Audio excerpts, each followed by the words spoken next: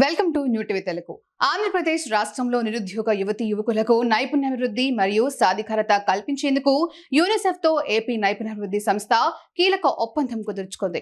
ఈ ఒప్పందంలో భాగంగా ప్రభుత్వం, యూనిసెఫ్ 3 ప్రధాన యువశక్తి అభివృద్ధి కార్యక్రమాలను ప్రారంభించాయి.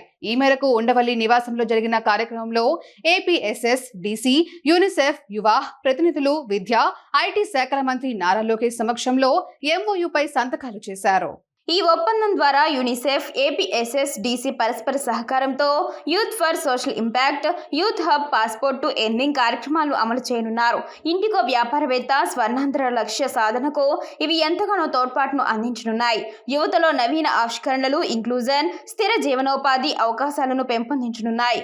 యూత్ ఫర్ సోషల్ ఇంపాక్ట్ ద్వారా పాలిటెక్నిక్, డిగ్రీ, ఇంజనీరింగ్ అభ్యసించే 2 లక్షల మంది యువతకు వ్యాపార నైపుణ్యాలను పెంపొందించడంతో పాటు ఉద్యోగ సృష్టి, సమస్యల పరిష్కార నైపుణ్యాలను అందించేందుకు యూనిసెఫ్ గ్లోబల్ ఫ్రేమ్వర్క్ ద్వారా శిక్షణ ఇవ్వనున్నారు. యూత్ హబ్ ద్వారా ఆంధ్రప్రదేశ్ నైపుణ్యం పోర్టల్తో అనుసంధానించిన బహుభాషా డిజిటల్ వేదిక ద్వారా యువతకు ఉద్యోగాలు, నైపుణ్యాభివృద్ధి, వాలంటీర్షిప్ అవకాశాలను కల్పిస్తారు. పాస్పోర్ట్ టు ఎర్నింగ్ కార్యక్రమం ద్వారా 15 నుంచి 29 సంవత్సరాల మధ్య గల యువతకు ఉచితంగా అంతర్జాతీయ స్థాయిలో డిజిటల్, ప్రొఫెషనల్ నైపుణ్య శిక్షణను అందిస్తారు.